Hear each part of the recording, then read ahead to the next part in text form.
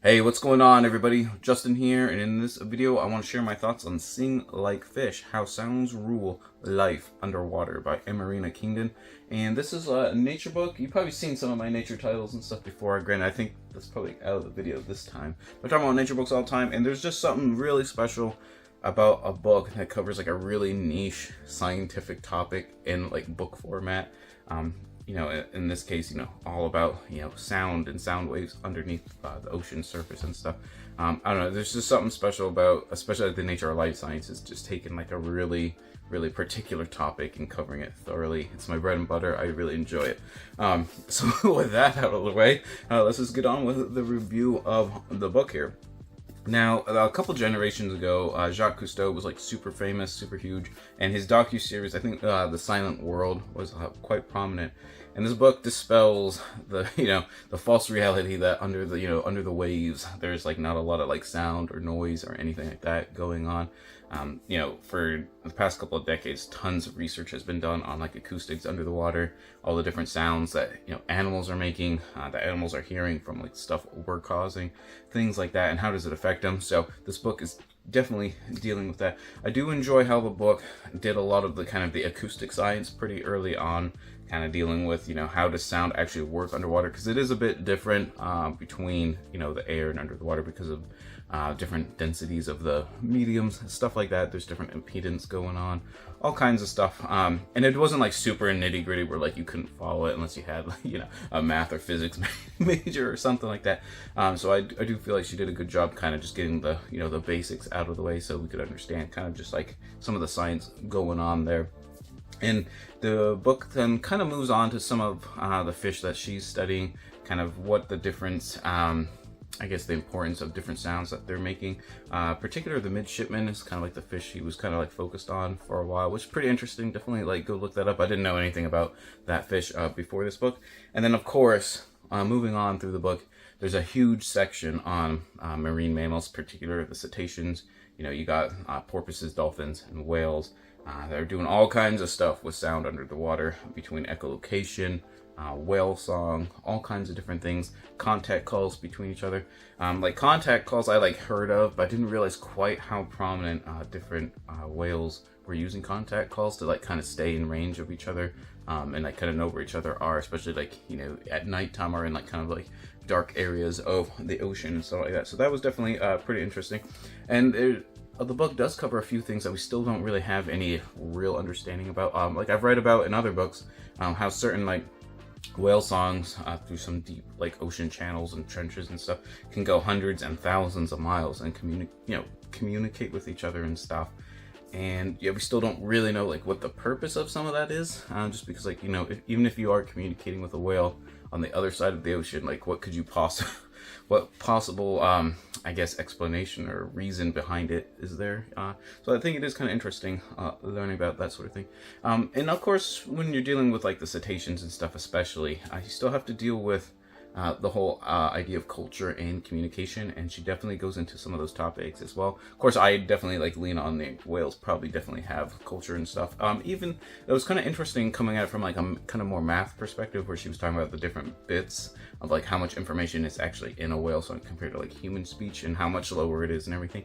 I definitely found that interesting. I've never like had seen it compared that way before, so that was actually pretty cool. And then the last probably the third or so of the book that I kind of knew was coming was dealing with how human impact on noise in the oceans, particularly between shipping and boating.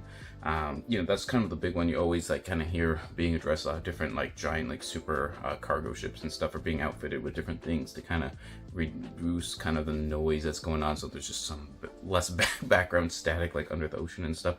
But one of the really interesting ones that I had never really like considered was like windmill farms and stuff, for example, that are like on the piles in the ocean and stuff. The actual pile driver that has to like, slam them into like the bedrock or the ocean floor and stuff. How loud that actually is actually pretty crazy. And I guess when you scale it up across the whole ocean between all the different like wind farms that are being built, which, green energy is definitely good. So it's just kind of interesting seeing kind of like the different pros and cons of different things kind of going on. just like how loud some of these, like, the decibel volumes of some of these, like, impact hammers, the actual pile drivers slamming them into like the ocean floor is. So also things like when you're going searching for like natural gas deposits and places to put like oil, like oil rigs and everything. Just the different like acoustic blasts that they have to do. That's kind of the way they interpret the ocean bed floor and everything. What effects do they have? And like, there's just not been a whole lot of research on some of that, though. She does go into some anecdotal experiments that some people were able to do.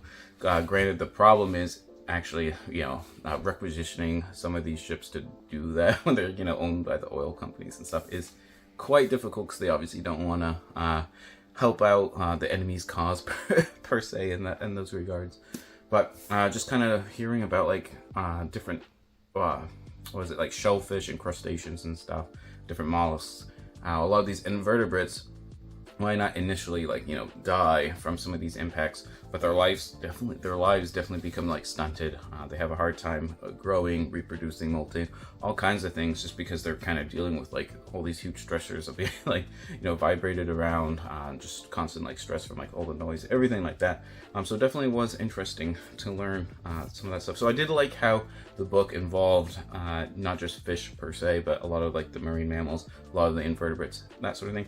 One thing I did wish the book dealt with a little bit more was the actual kind of like marine biology of a lot more of these creatures, if that makes sense. Like a lot of times we're kind of introduced to whatever it is, whether it's like the beluga or the pistol shrimp or whatever it is, some kind of mollusk or scallop or something.